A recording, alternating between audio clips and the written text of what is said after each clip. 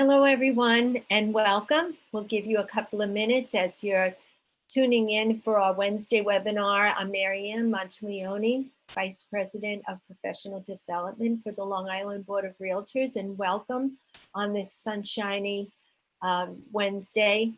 And we have a very special guest with us today. I know it's the Wednesday before Thanksgiving, and even with that fact, we have few hundred people registered, our members, to tune in to hear Brittany.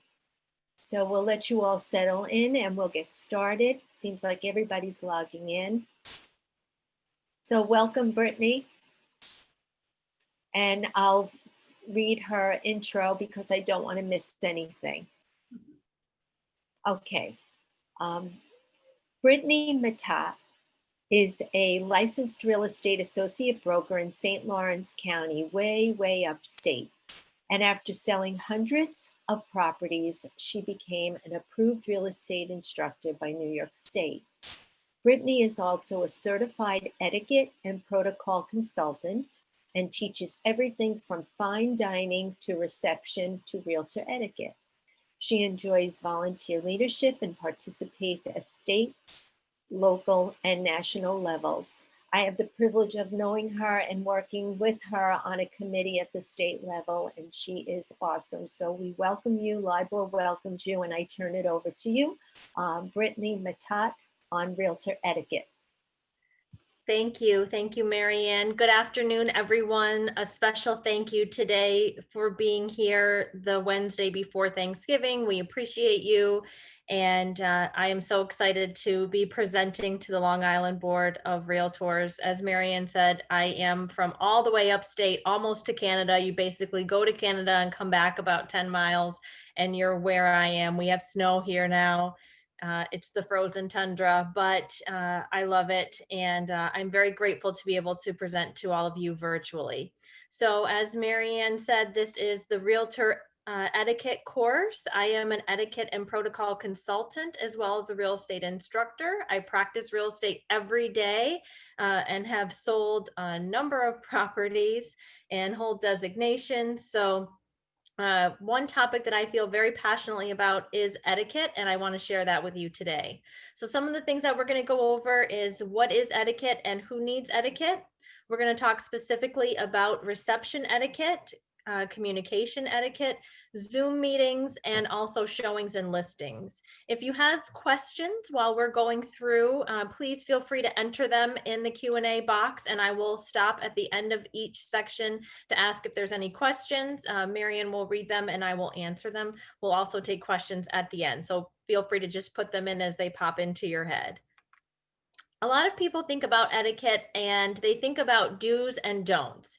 And I am here to tell you that etiquette is so much more than do's and don'ts. Actually, that is the least of what it is. It's not a list of things you should do or should not do. It is centered and cornerstoned around kindness, taking care of one another. One thing you're going to hear me say throughout the next hour a lot is allowing others to save face. And what that means is not embarrass someone else, not call someone out for their bad behavior, but instead model the correct behavior and show them the right way. I find that it is a much more productive use of time if you, instead of call someone out for their bad behavior, which I know is tempting, right? We're all human. But if you instead model the correct behavior, show them kindness and courtesy, you will find yourself much further in your career and much happier overall in life. So if etiquette is not do's and don'ts, what is etiquette? It is the customary code of polite behavior in society among a member of profession or group. In today's context, we're talking about etiquette for realtors. Some of what I'm going to give you today is going to transfer into other parts of your life. It'll transfer into family events, social events. It'll transfer if you serve on other boards, volunteer in your community, PTA meetings, whatever else you may do, chambers of commerce. These etiquette tips are going to transfer over for you and other walks of life. And I hope that you take away from today things that you can use all over, not just in your real estate career, but all across your life. So now that we know what etiquette is, let's talk about who needs etiquette. And this is a very simple answer. Everyone needs etiquette. Before I became an etiquette and protocol consultant, I took a fine dining course with a very dear friend of mine.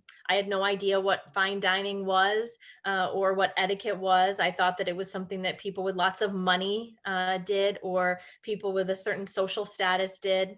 That is not the case. Etiquette is for absolutely everyone. It applies everywhere. It applies at the grocery store. It applies with your customers and your clients. It applies with your fellow realtors. And again, hopefully you're going to get some takeaways today and some overall things that you can do to improve life all across the board for you.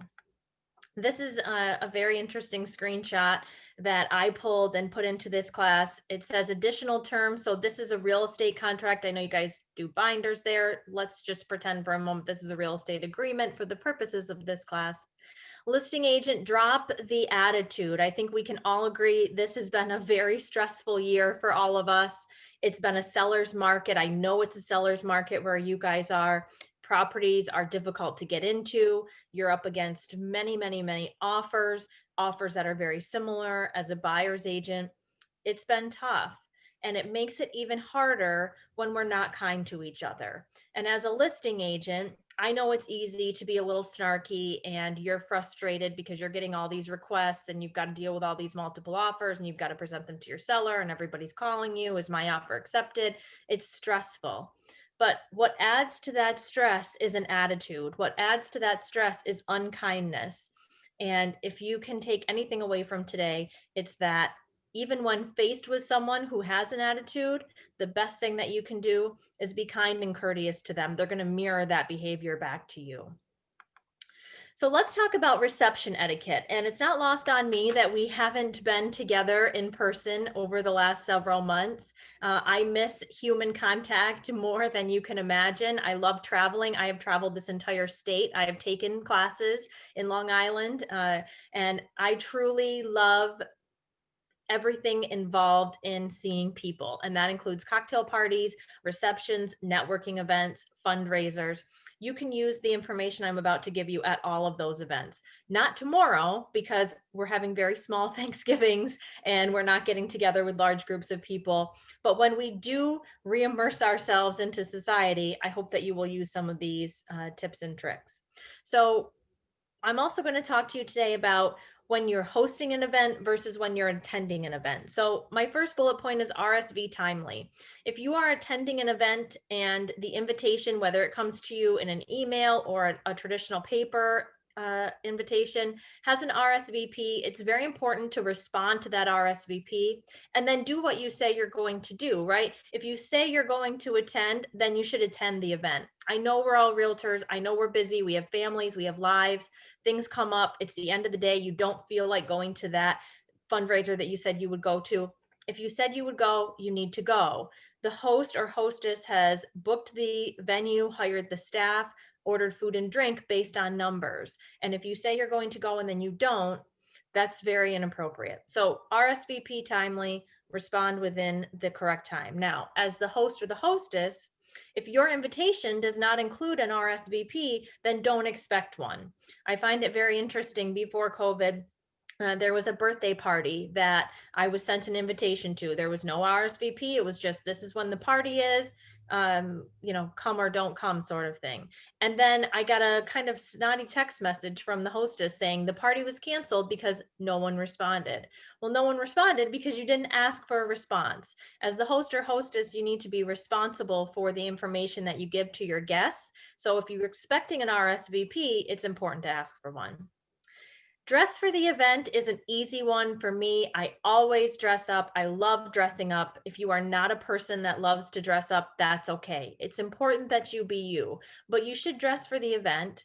If the attire says black tie optional, then you should wear black tie optional. If the invitation says business casual, then dress whatever business casual is to you. It's always also appropriate to contact the host or hostess and ask them what the appropriate attire is for the event. But at the end of the day, you should be you. You should be what you're comfortable in. You should be your authentic self. Let's talk about name tag placement. So you walk into the event, the venue, there's a large table, there's a name tag sitting there, you find your name tag. What do you do with it? Well, you should take your name tag. Paper name tag looks probably something like this size. And the placement for that is 2 fingers below your collarbone on your right shoulder. Okay. So if I'm on my right shoulder, here's 2 fingers, my name tag would go here.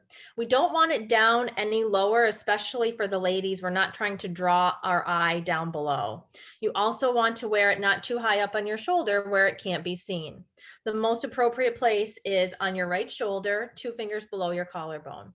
The reason we put it on the right side is because we shake with our right hand. And I know we're not shaking hands right now, and I'm not encouraging you to, but when we do all get back together and start doing introductions and handshakes again, you're going to shake with your right hand. If your name tag is on your right shoulder, when you extend your hand, the person that you're shaking hands with, their eye is automatically drawn to your hand. They're trying not to miss your hand in the handshake, right? Let's be honest. So as they're looking for your hand, they make that connection. Their eye automatically goes up to your name tag and you've made that connection instantly. So the appropriate place for your name tag is on your right shoulder. While we're talking about handshakes, let's talk about a proper handshake. A proper handshake is very important. If you don't know if you're giving a proper handshake, I would encourage you to practice with someone, but I'm going to give you the technique. So when we are no longer 6 feet apart from each other, a proper handshake is your hand extended. I'll turn a little bit so you can see me. Your hand extended straight out. You can see my elbow. I'm not holding my hand hostage here close to my body. I'm extending it out completely. So it's extended out straight, parallel with the floor. I do a 1, 2 shake and take my hand back. We're not doing a limp handshake. It's not a cupped handshake where my other hand is coming in and holding the hand. It's not a firm handshake where I'm hurting the other person. And it's not doing it for an extended period of time. It's a very quick and professional 1, 2, and take your hand back. You have just set up the personal space between you and the other person. By extending your hand out from your body, you have not asked the other person to be invited into your space. When you kind of extend your hand out just a little bit, like maybe we're going to shake hands, you're asking that other person to come into your personal space. That may not be something you're comfortable with. It may not be something they're comfortable with. So the best way is a clean extension of the elbow out straight, parallel with the floor, 1, 2, and take your hand back. It's difficult sometimes in a busy room with lots of noise, talking, lots of stimulation going on to hear one another. It's important to speak clearly. You don't want to shout, but speak clearly so that the other person can also hear you. Now, when you extend your hand to do the handshake, you make your introduction. And introductions are important. And this is where I start to say you let the other person save face, because in a social setting, the majority of us are uncomfortable, at least in the beginning. It's why we have cocktails at networking events so that everyone can just relax a little bit. Studies have shown that the majority of people are incredibly uncomfortable in social settings, even when they know or have met everyone in the room. So by walking up to someone, extending your hand first, you're always at a social advantage. You're always ahead of the other guests there and offering them the opportunity to remember who you are. And that's very helpful because what you want to do is put them at ease right away. So by extending your hand out straight, 1, 2, take your hand back, and following that up with your introduction. Hi, Brittany Matott, great to see you. Sometimes I'll also follow that up if I'm at an event for the whole state or it's not just a regional thing with where I'm from to help them make that connection. Brittany Matott, St. Lawrence County, good to see you. If you can't remember if you've met the person before, good to see you is a safe bet. Good to see you could be the same thing as nice to meet you, but maybe you've met them before. If you have someone that walks up to you, introduces themselves to you, and you have met before, you could say, oh, it's so great to see you again. I remember we met. Geez, it's been a long time now. And that's going to be a great out for all of us because of COVID. So don't ever be embarrassed if you don't remember someone's name or you don't remember when you met them. That brings me to my next point on introductions. When you're standing there having a conversation with someone, a third person walks up and you're in your head going, geez, I can't remember their name. I can't remember their name. I can't remember their name. And you can't read the name tag or you can't see the name tag. It's completely socially acceptable to do one of two things. Either introduce the person that you're speaking with and say, this is Bob or whomever it is that you're talking to. And the person that just walked up is going to introduce themselves. It's also socially acceptable to say, so great to see you again. Your name is escaping me right now. That is completely okay to just own the fact that you can't think of it. Like I said, in a social setting, everyone is a little uncomfortable, especially at first. It's completely fine to just say your name is escaping me. And the other person will probably, hopefully, graciously introduce themselves and let you off the hook. If we all let each other save face, then there's no upset if we can't remember. It's important at the event to greet the host. So the host could be the president if it's a board event. The host could be a staff member. The host could be a family member. The host could be a volunteer leader of a committee. Whomever the host is, whoever would be in charge of the event, it's important to at some point go up and greet the host. Shake their hand, introduce yourself if you're not sure if they know who you are, thank them for inviting you, and then let them go, because the host has a lot of jobs at a social event and they don't have the time. That's not the time where you should stand there and chit chat and catch up about the kids and the school. Do that at another time. The host has a lot of events. If you are the host and you find yourself stuck in a conversation with someone and you're looking around going, I need to do this, I need to do that, it's perfectly acceptable to say, I would love to catch up with you. Let's grab coffee. I just need to go take care of a few things. Please enjoy yourself. That's perfectly acceptable as a host. And it's important that you do that because you don't want to have your time spent with just one guest the entire time. So now let's talk about proper plate, napkin, and cup hold. So I see this most commonly done incorrectly at an event. And I want to help people do it correctly because it will make your flow, it'll make your time at the event much more enjoyable. So here's a few tricks. So we've got our cocktail napkin. It looks like this.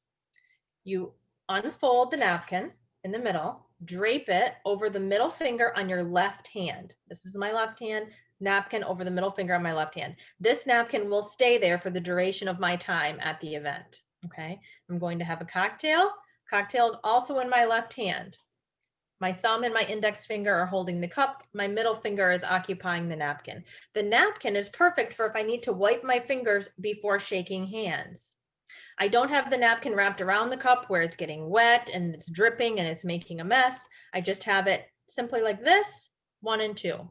Now, if you have an appetizer event and you have an appetizer plate, here's an appetizer plate. The cup rests on the plate. Your middle finger with the napkin supports the bottom of the plate. Your index finger and your thumb are holding the cup. So hopefully you can all see that it transpires on Zoom. This is one thing that I see people do at a cocktail reception all the time. They take their cocktail plate and they load it up like this. And it's so full and it's overflowing and there's food everywhere and they're using their fingers and they're shoveling it in their mouth and they're trying to talk to other people and it's a complete disaster. What I would tell you is a reception, a cocktail event, a networking event is not your last meal. Okay. This is not the time to eat like you've never eaten before. This is not the time to overindulge yourself in shrimp and cheese and everything else that may be there. Certainly you should enjoy yourself. My rule of thumb is no more than 3 things on the plate at one time. There's plenty of room on my plate, as you can hopefully see on Zoom here, to still see the bottom of the plate, and my cup rests on the plate comfortably. My index finger and my thumb are holding the cup. The only thing that's supporting the plate is my middle finger. And I kind of want that to not be holding it too firmly because I want my napkin out underneath. So if I overload my plate, number one, I can't manage it with one hand. So someone's going to come up to me and introduce themselves and I'm going to have food all over my face and this hand is grabbing food and holding the plate and I have to shuffle things around just to shake hands. If you do it this way, everything's contained in your left hand. Someone walks up, you just quickly wipe your fingers on your napkin that's under your plate and extend your hand for a handshake. You are in a much better control of the situation. portion control is very, very important. And I know how it is, especially if you go to a meeting or you're showing houses all day, and then you go to a reception in the evening, you haven't eaten anything, you haven't had anything to drink, you just really want to indulge yourself. And this is not the time to do that. Plan accordingly, have a protein bar, whatever you need to do, but don't go overboard at the reception. Same thing goes for drinks. If you're going to have alcoholic beverages, the maximum in 1 hour is 2 drinks for two reasons. Number one, the host or hostess is planning what they buy for the event based on people having an average of 2 drinks in an hour. If you've ever been to an event where they run out of something, it's probably not because the host or hostess didn't plan. It's probably because people are overindulging themselves. This is not the time to stand around at the bar and chit chat. This is the time to get your drink and then get around the room. When you see that bottleneck created at the bar, it's because people are standing there and treating it like a bar rather than a server station. No more than 1 to 2. 2 is very maximum drinks in an hour at a cocktail reception. This is not the time to be sloppy and having too much of a good time. Everyone loves to have a good time, but it's much more appropriate to pace yourself and have portion control. Send a handwritten thank you note to the host following the event. I am a thank you note person. I love handwritten thank you notes. I love handwritten cards in general. And so I will just give you my etiquette spiel on that at this point. So I sold a house this year to a young lady whose mother I knew, kind of acquaintancely, couldn't exactly place how I knew her, sold her house. After the closing, she sent me a picture, and it was of a thank you note that I had written to her mother when I was 16 years old and bought my first car. Her mother was my loan originator, and for this little car that I bought at 16. And I had written her a thank you note, and she had kept it all these years. And it's a small town, and so, you know, her family knew my family, kind of bumped into each other in the grocery store, that sort of thing, saw my picture in my real estate marketing, and told her daughter, you know, that she should connect with me, and she did. Those types of connections are what brings people together. I am a huge technology person. I do everything on my Surface. We're going to talk a little bit later about what you bring to the showing appointment. Everything's on my tablet. Everything is electronic. Everything is electronically signed. We don't pass paperwork back and forth. But I do always do thank you notes. On my desk at all times are thank you notes. After an event, it means the world to the host or hostess to receive a simple thank you note that says, thank you for inviting me to your event. I had a lovely time. I look forward to seeing you in the future. You know, take care. And that's it. It takes 5 minutes of your time. It costs less than $1, stamp included, and it goes a really long way. And I have also found that during this very difficult year of COVID, one thing that has really helped me to stay grounded and stay healthy is writing thank you notes to others for anything. It could be a patient co-broking realtor who we had a tough closing. So I write them a thank you note. Thank you for your professionalism and patience during that trying time. Maybe a fellow attorney. Maybe it's a seller who's been incredibly patient waiting for their closing to happen. It hasn't even closed yet. I'll send them a note and say, just wanted to thank you for your loyalty and your patience. You know, we're almost there. That's not to say I'm not talking to these people all the time anyway. We're communicating, we're texting, we're emailing, we're calling. But that extra little handwritten goes so far. And in etiquette, it just elevates you as such a professional and a kind person. And quite frankly, makes you feel good as well. So at this point, I'm going to pause before we move on and just see, does anyone have any questions at all about reception etiquette or anything that we've talked about so far? I don't see anything in the question field. Well, we're good to go. All right, wonderful. Thank you. So let's talk about our 3 C's. And you're going to hear me talk about communication that is courteous and conscientious. And you always want to be courteous of others. You always want to be mindful and thoughtful. And I understand that this business can be incredibly frustrating, and that frustration can come from all angles. But being courteous and conscientious when communicating with others is so very valuable. You can call it taking the high road. You can call it raising the bar. You call it whatever you want to call it. But at the end of the day, it's utterly important that we take care of each other. And we do that through courteous and conscientious communication. So in-person communication, I think we can all agree, has drastically dropped. We are still seeing people in person. We are seeing them in person with masks. So understanding nonverbal communication and how you're communicating is very important. You want to be very conscientious of how you are conducting yourself when you're around others. Now, keep in mind that 99% of the time when we see others outside of our home, we have a mask on. So you're communicating non-verbally with this much of your face. It's still important to smile. It's still important to show expression in your face. Just because you have a mask on, that should not prevent you from that. I would also strongly encourage you to be very aware of how you stand, what your body language is like. I'm a fidgety person. I recognize that in myself. I talk with my hands all the time. One of the best ways to appear relaxed and professional is to just stand with your hands at your side. That's nearly impossible for me. I will be very honest with you. So what I have learned to do when standing, maybe my clients are looking around a particular room and I'm just letting them look. I often have my tablet on my arm, but if I didn't, my hands folded in front of me or my hands folded behind me. The difference between that and an arm cross or a hands on the hip, it's a much less defensive pose.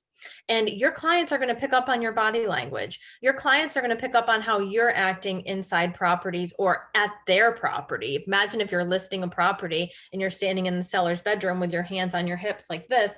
That's not the most disarming pose.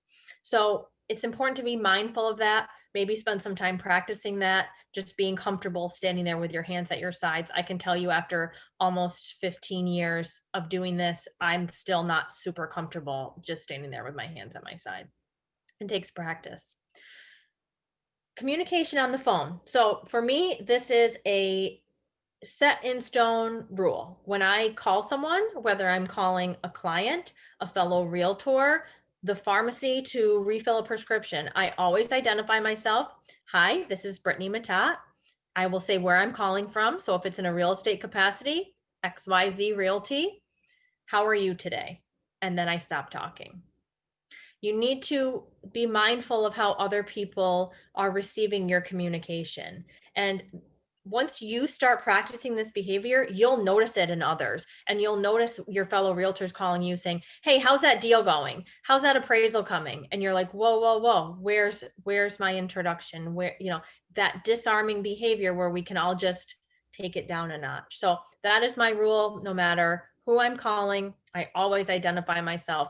Now, if it's a client, and I know they know it's me in their phone, I may just say, hi, it's Brittany, how are you?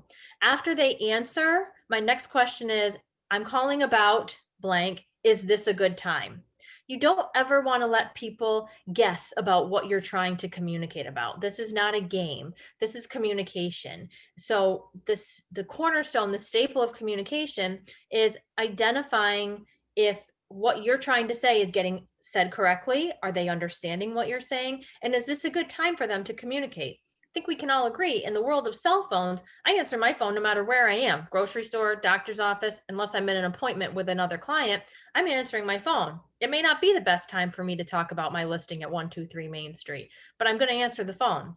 And by taking that call, if the person on the other end, I find out is a fellow realtor who has a question about the HOA fees, I may say, I'm in the grocery store right now. May I call you right back? Or would you mind sending me a text about that? Again, it's just polite and it's simple, but it makes a huge difference. When we talk about virtual communication, this is Zoom meetings, and we are all still learning Zoom, but we have been doing it for many months. So we all should be very, very comfortable. As I said, I am a fidgety person. So if I'm taking a Zoom webinar, taking a Zoom class, one thing that you will often see me do is my elbow on my hand and holding my chin like this. This is a very common pose for me. It allows me to sit still. You can also do the steeple, which is your hands together, kind of at chest height. Whatever's going to help you to be sitting still. I cannot tell you how distracting it is when you're taking the class and the person, one of the attendees is swirling around in the chair, or we're going to talk about Zoom etiquette a little bit later, some of the crazy things I've seen people do. But you want to be mindful and conscious and courteous with your behavior on virtual communication. Same thing when you're talking with clients. A lot of what I'm doing with clients now is it's virtual. And so I want to make sure that they see me in the same way that they would see me in real life. You should not be intimidated. You should not be afraid. I think we're all used to video by now. It's how we look. This is how I look every day of the week. My clients see me like this, so they're going to see me like this on video. My fellow realtors, same thing. Email and texting communication. So just a couple quick rules of thumb on email communication. Always start with a greeting. Just because it's email, just because it's someone you're comfortable or familiar with, doesn't mean that you shouldn't still speak to them in a courteous and conscientious manner. So I always start with a greeting. Good morning, good afternoon, good evening. Sometimes if it's more formal, I will start with dear, but usually good morning, good afternoon, good evening, and then my message. I always finish it with a closing, and I have a very detailed email signature, which you should as well. Email signature is super easy to set up. If any of you would like help, I would be happy to help you. It takes a couple of minutes. You can put your company name, your contact phone numbers. I have a link to the agency disclosure. I have a link to the fair housing disclosure. I have all my designations. Everybody, every time they email me, knows how to get a hold of me, and that's important. Now, texting. It's not lost on me as a millennial, although I hate to admit it, that I am a millennial, that texting is a common form of communication. That includes Facebook Messenger, Instagram Messenger, whatever direct messaging platform you're using, WhatsApp, it's all encompassed under texting for me. And one of my pet peeves, because I feel that it's common courtesy, is to just send a text without anything in it. So here's an example. An agent sends me a text. Can I show 123 Main Street? Now, I know you guys use a showing service, so that text may be something more like, how's the appraisal coming? Was my offer accepted? Whatever the text is, it should always have a greeting. Good morning, good afternoon, good evening is super easy, and the person's name. Good morning, good afternoon, good evening, Andy. I wondered if you had heard anything on the appraisal, on our transaction, just checking in. Hope you're having a great day. That is an appropriate text message to send to another professional. It's not appropriate to just fire off a text message about whatever you're thinking about. The further second part of that is being very, very mindful of what you're saying and how it could be construed. Studies have shown that we read emails and text with a negative connotation, even if it's not intended. So it's important to use proper greetings, use proper closings, so that the person on the other end doesn't read the text message that you're trying to be a pain in the butt and unprofessional, when really that's not your intention.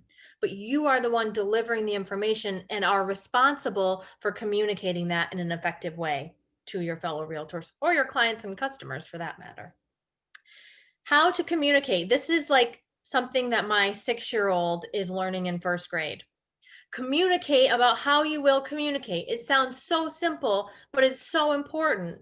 One of the most interesting instances that I had in this was I had a buyer. When I do my buyer consultation, one of the things we talk about is how will we communicate? And this buyer said, well, don't call me. I don't use my phone for that.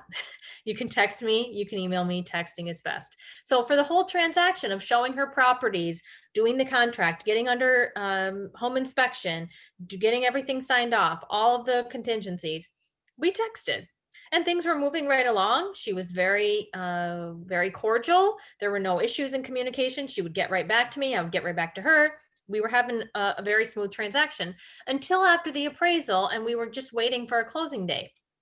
And I talked with her loan officer after not hearing anything for a week, and she said, I haven't heard anything from him. And he said, well, I've been calling her. I've been calling her for 10 days. She doesn't call me back. I said, yeah, she will not call you back. You need to send her an email. I will send her a text. And we had a closing date later that day. Had he just taken the time to say to her, how do you want to communicate? She would have said, email me. That's the best way to get a hold of me. Or if he's going to text, you could text. And we wouldn't have had that problem. So it's a very simple thing. I tend to follow my client's lead. However they contact me is how I contact them back until we have that consultation, whether it's buyer or seller. If it's a fellow realtor, however they reached out to me is how I reach out back to them. Okay. and respond in a timely manner. And this is a tricky one for realtors because we want to be available 24/7, but we can't be. And it's important to have boundaries. It's important to stick to your boundaries. But even if you do receive a message and you can't respond to it right then, I will often respond and say, message received. Thank you so much. I'm out on appointments. I'll be back in touch later today. Or I have other meetings today. I'll be back in touch as soon as I can. I have one seller, bless his heart. I love him to death, but he sends me emails that are this long and there's very little to do about his property in that email.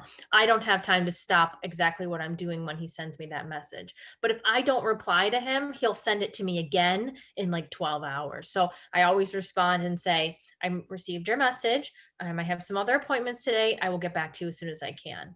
And keeping your word is very important. Make whatever system works for you, lists, post-it notes. We're not going to get into that today, but whatever system works for you is what you should use. But communication is one of the most important parts of our business, setting expectations, which we're going to talk about in a little bit. But part of etiquette is just being kind to one another, conscious and courteous of the type of communication that you are putting out there. Okay. Any questions on communication at this point? You see anything in there? I don't see anything in there, but I have to share that the comments are, this is great. Oh, good. I'm glad. I'm glad. Well, if you guys do think of any questions, please feel free to pop them in there. All right, this is one of my favorites. It says, a little communication goes such a long way. If you're busy, say it. If you're upset, just express it. If you're running late, let people know. If you don't want to do something, be straightforward. If you're unsure, ask. It's so simple, but so important. And I know as realtors, part of our job is to be the resource. We want to be the one who knows everything, but it's perfectly acceptable to say, I need to get that answer for you. If someone asks you to volunteer for something and you don't want to do it and you probably won't show up, then just say, I'm sorry, I can't commit to that right now. It's totally acceptable in the etiquette world to do that. What's not acceptable is to say, yes, I will do it, and then not show up. Okay, let's talk about Zoom etiquette. So this part of my etiquette course was not even part of my course back in January, but we added it, and I think it's an important part. So when you're a Zoom host, you're going to send out the link within a day or two before the meeting. I will say that LIBOR did it perfectly. I got the link just a couple hours before the meeting. That was fantastic. It was at the top of my email. I didn't have to dig for it. It was right there. Excellent job. Arrive at least 10 to 15 minutes early as the host so that you can get your presentation going. You can communicate if you have a co-host. There's all different reasons why it's important to arrive early. I'm always an early person. That's an etiquette thing in general, arrive early. Designate someone who will handle the chat for you and the waiting room if you're speaking. Just like we did in this webinar, I asked Marianne to please monitor the questions so that if something comes in, I can just talk directly with you guys and not have to have my eye keep going down to the chat box. And remind attendees of mute options and provide instructions for speaking. Just like I did at the beginning of this Zoom course, I said, if you have any questions, please put them in the question and answers. Here's how we're going to handle that. Your expectations were set. This is a webinar, so we don't have to worry about mute. But if you're holding a Zoom meeting as the host, it's important to set the expectations so people know what to do. How about as an attendee? So this is where the fun starts. Know where the link is for the Zoom. And I was guilty of this. I would dig through my emails, it'd be way down at the bottom. And I found that system was not working for me. So I set up a different calendar that links right with Zoom. And now it's right there and I can just click on the day. Whatever system is going to work for you is what you need to do, but know where the link is. Join the meeting on time, whether it's a meeting or a class, join it on time because late attendance throws everything off schedule. Mute yourself immediately and stay muted. Even if you're in a quiet, safe space, it's best to stay muted until you have something to say so that there's no phone ringing, there's no background noise. As a presenter, I am so easily distracted, it's not even funny. So when I stand here and give a presentation, it's just me. I know you guys are all there, but it's just me right now. So if we were on a Zoom meeting and there were phones ringing, and yesterday I was on a Zoom class and we went on a break and the agent was doing it in his office and one of his fellow agents started openly talking about a transaction he was having and what a pain in the butt the other agent was. And I picked up my phone and called the office and said, just so you know, you're not on mute. It's very important to pay attention to that. This one is kind of a controversial one, but I put it in here because I feel strongly about it. Do not eat on a Zoom meeting. I was giving a presentation, teaching a class, and one of the gentlemen in my class for 2 hours ate the entire time. We're talking hot dogs. He had some pasta. He had some popcorn. It was incredibly distracting. And all that I could do was try and be present in the moment, give my presentation, which most of it is up in my head, and not lose my train of thought. So to be a proper attendee, to do the right thing, to be conscious and courteous of your presenters, please don't eat on Zoom. Keep your video either on or off. I'm a strong proponent of video on. This is how we all look, right? This is how I look. So keep your video on. You have nothing to be embarrassed about. It's how you look. But if you are not comfortable with that and you're going to keep your video off, that's acceptable too. And in fact, if you're going to have to be doing other things, maybe it's a meeting. If it's a class, you have to have your video on, of course. But if it's a meeting, maybe you're just listening in and you have some other things that you have to do. It's appropriate to turn your video off in that circumstance, because if you do have to eat, if you do have to take care of the kids, if you do have to answer the phone, it's not distracting if that video is off. But try to avoid leaving the meeting and returning to the meeting. Also very distracting for presenters. And I know that life happens and we're all doing the very best we can. The kids are home, the school, the whole 9 yards. But if you can stay in the meeting, and even if you have to turn off your video, that's better than leaving and coming back in, because now we have waiting rooms and someone has to click and it's a bigger deal. Here's the biggest takeaway. Treat a Zoom as a meeting.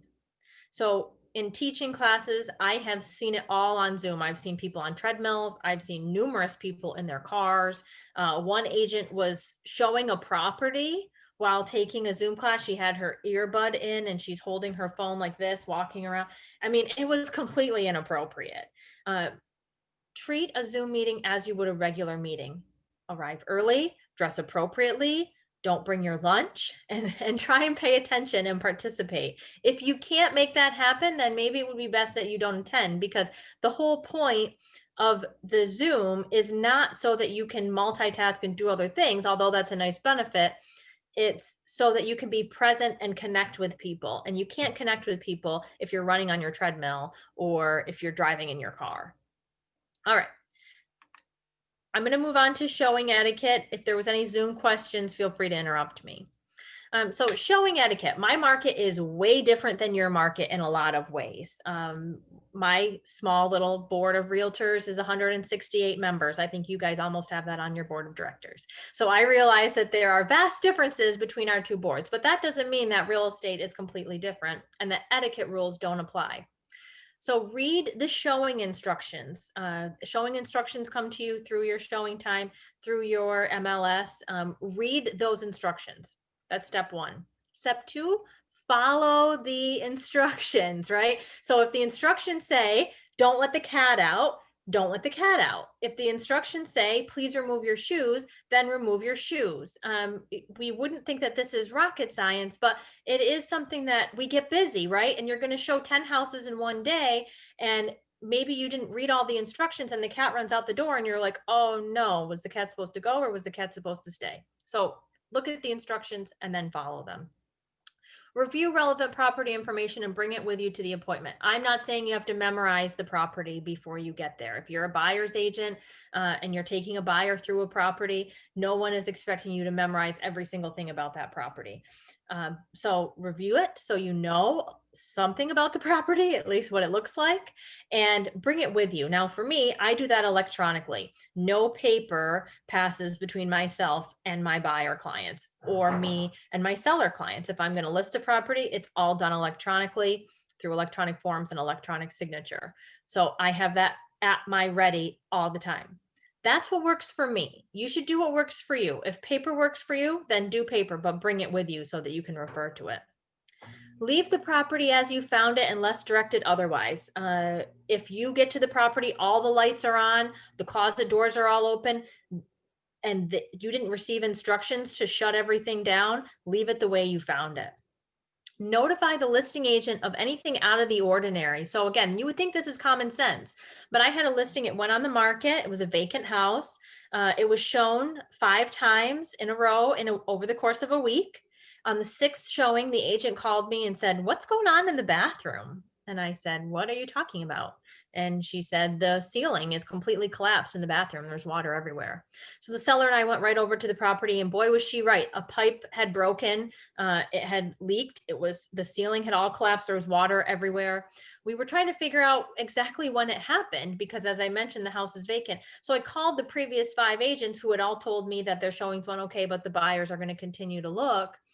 And I said, did you notice this issue with the ceiling? And the first one said, no, it wasn't like that when she was there. But the other 4 said, oh yeah, that was like that. And nobody mentioned it. That's completely out of the ordinary. Now, feedback is something that is a little bit controversial for me. I'm not a huge fan of feedback unless it's an offer, but if you are going to provide feedback, please point out anything that seemed out of the ordinary, of maybe there was, like I said, the collapse in the ceiling, or maybe it was very cold in the house. The heat wasn't on. That just happened to me. One of my fellow realtors called and said, "Hey, I'm at the house and it's very cold in here. You may want to contact the seller." Well, we went over, someone had flipped the emergency switch for the furnace. So thankfully she pointed that out before anything froze. When you're with a client, place your phone on Do Not Disturb. And I know that this may come as a shock to some of my fellow realtors, but your client doesn't care about your other clients the way that you care about your other clients. Okay. So I'm going to say that again. Your client does not care about your other clients the way you care about them. And what I mean by that is, if you're listing a property and you're stepping away 5 times to take phone calls of other sellers, your seller is not going to be very happy with you. If you're texting the entire time they're trying to show you through their house, or as a buyer's agent, you're walking through, your buyers are looking at the property and you're texting the entire time, they're not going to be impressed by that behavior. Showing that you're busy doesn't translate to a buyer that they want to work with you. A buyer is sitting at their office clicking refresh, refresh, refresh, refresh on the feed, trying to get new properties to pop up for them. And that's all they're thinking about is themselves. So it's important for you to dedicate your time to your client when you're with your client. I know it's hard. I know we have a lot going on. Sometimes deals are going up in flames and you're trying to say, this is a lovely kitchen with a lovely granite countertop. And meanwhile, the closing is blowing up all around you. I know it's difficult, but if that happens and your attention really needs to be somewhere else, perhaps someone else on your team or in your office would be more appropriate to cover that appointment for you so that you're not distracted. Let's talk about listing etiquette. So when you're talking about listing a property, provide direct instructions in MLS or the showing service that you guys use. Include pets, shoes, access, how they're going to get into the property, so that they are aware. If the other realtor lets the cat out, but you didn't mention the cat in your showing instructions, that's not their fault. You didn't tell them what to do. So you have to be very clear, conscientious, and courteous to your fellow realtor to explain to them what they need to do so that everyone's expectations are met. Communicate quickly with fellow realtors seeking a showing, or answer questions as quickly as possible. I know you guys use a showing service again, so that's not as applicable. I know you do a lot of open houses, so buyers are coming represented or unrepresented to your open houses. But if an agent asks you a question or a consumer asks you a question, respond to them as quickly as possible. Request information after the showing has been completed. You'll notice I said information and not feedback. It's important to know the difference between the two. I don't necessarily care if your buyer liked the floor plan or didn't like the floor plan. Bring me an offer, and is everything okay in the house? That's what I care about. Communicate with sellers about how feedback will be handled. This is a big one for me in my market. And I know we all have sellers are sellers, no matter whether they're in upstate New York or in Long Island. And they want feedback. They want to know that buyers love their house. And it's a seller's market, so they're going to hopefully get a pile of offers anyway. But if we see a more balanced market, when we see a more balanced market and a buyer's market, that feedback may be valuable to sellers again. So communicate with them how you're going to handle that, have a plan. And that brings me to expectations. So part of our job in my opinion, the biggest part of our job as realtors is managing expectations. The expectation of our client, of our customer, of our fellow realtor, all across the board. So set those expectations and check in often. That could be how you're going to communicate. That could be when you're going to communicate. Maybe after 9 o'clock, you're not going to respond to text messages. I'm not saying tell your client that. I'm just saying set that boundary in your own mind and then follow through with it.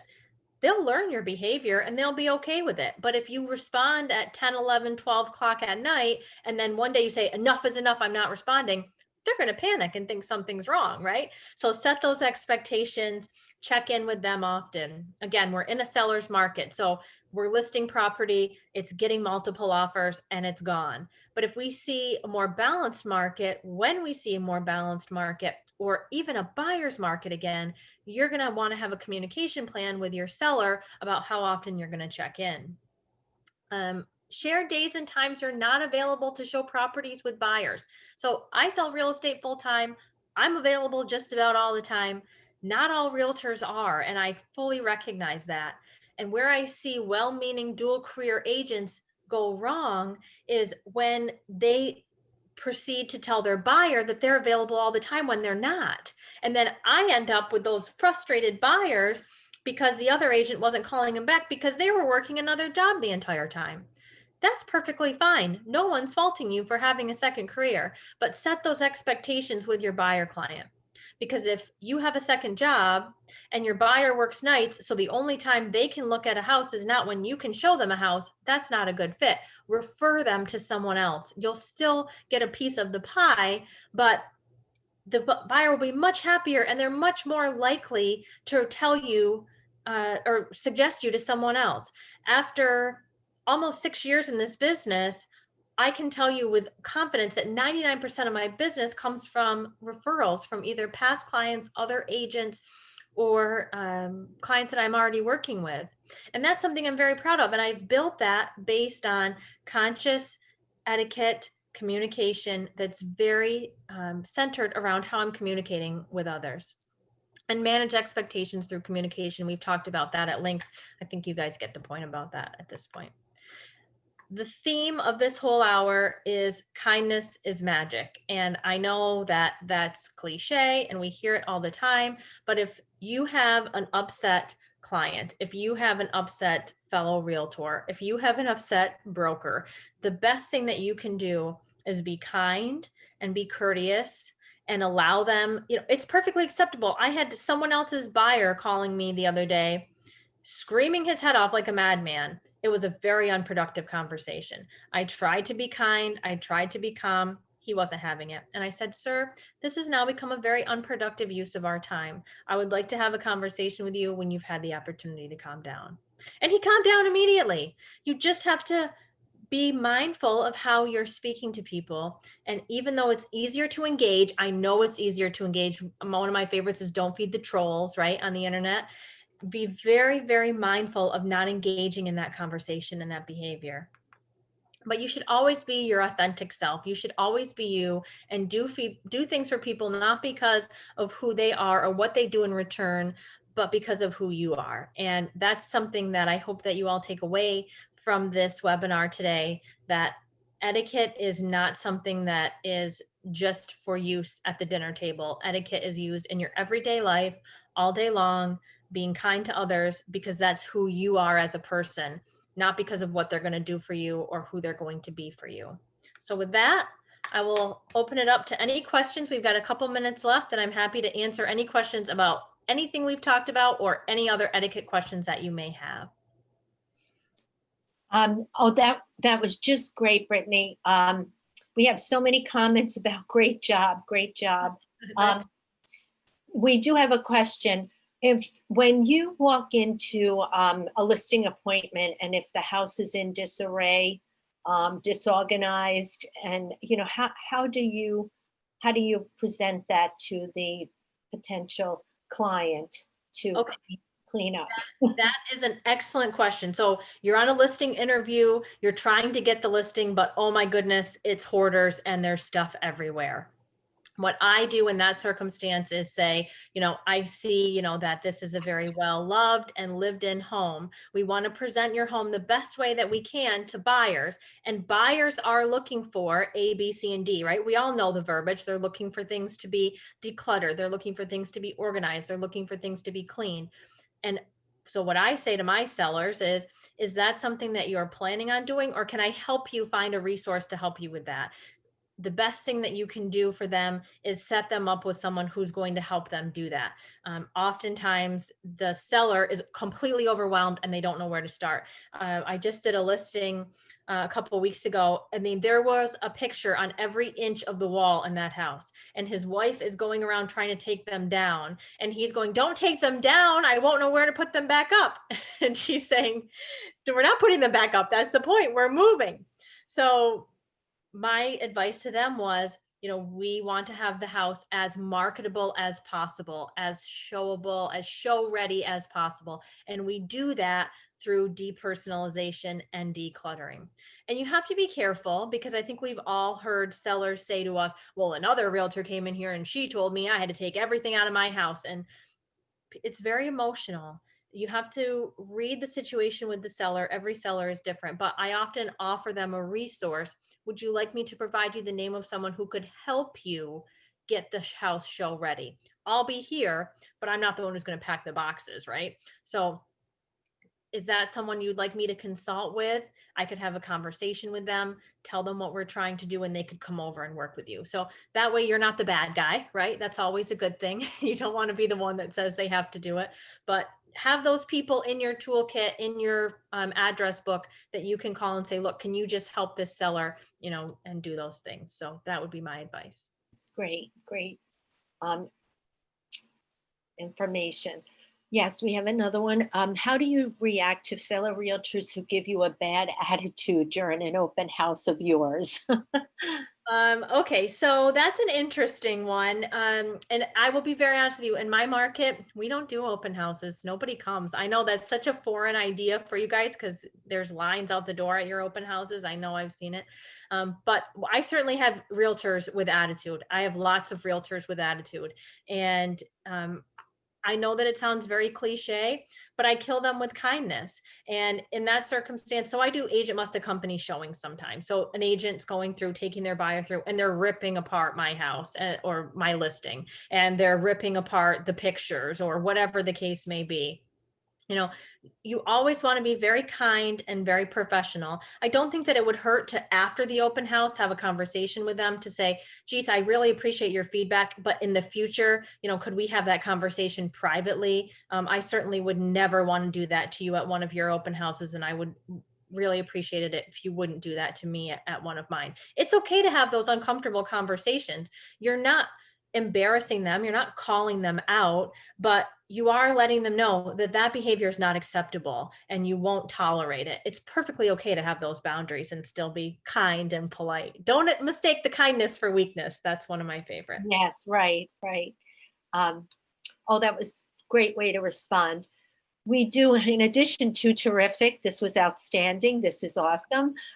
We have one question here. I think it may be our last one. Um, let's see. Oh, how do you communicate with bossy sellers? So Bossy Sellers are my favorite, but Bossy Sellers are up there with buyers' parents for me. They are challenging. I communicate with them in whatever way they want to be communicated with, and I find that when you, especially me, right, because I am a millennial, I'm younger than most buyers' parents at this point, and some of my sellers even.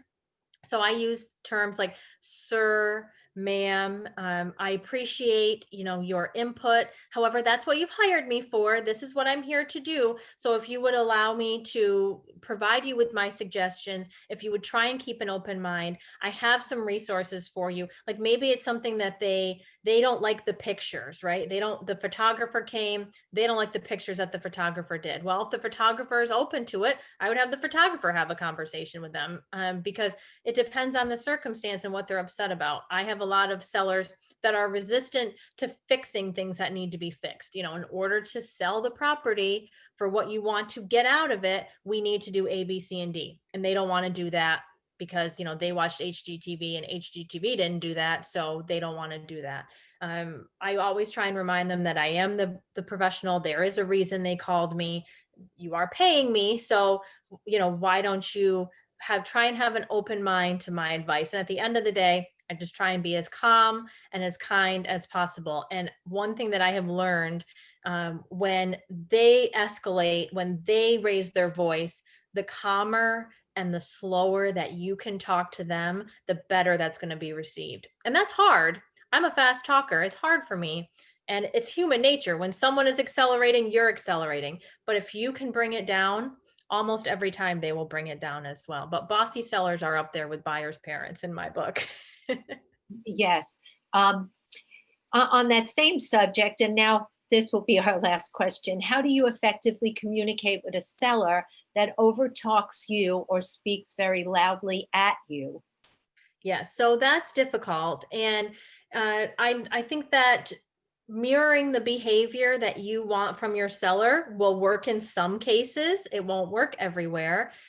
Sometimes if you have a seller who's talking over you, cutting you off in your statement, perhaps the best way to communicate in the future with them would be through email or text message if they're open to it. But if you try and mirror the behavior, if you try, because the more aggressive you are with an aggressive person, the more aggressive the conversation will be. If you try and mirror the behavior to them of calm, cool, and collected, if you're in person, use that undefensive body language. Stand with your hands at your side. If you're talking to them and it's on video, hold your head with your chin. Try that pose. See what's comfortable for you. But that body language that's not defensive will really help to diffuse the situation. It does take some practice. It doesn't work on everyone, but I have found that to be very effective. Thank you. I think that is our last question. I have to tell you, there are so many comments here, how great the class was, breath of fresh air. This is good information. Thank you again. I think in professional development, it's a great session that will help in our personal and our professional world. And we can't thank you enough for this informative session. And we wish you a very happy Thanksgiving, and be well and be safe. And thank you again, Brittany. Thank you. I'm so grateful for all of you. Thank you for your time today. Happy Thanksgiving to all of you. And thank you for being part of a great realtor family. My realtors all across the state are considered my family. So happy Thanksgiving to all of you.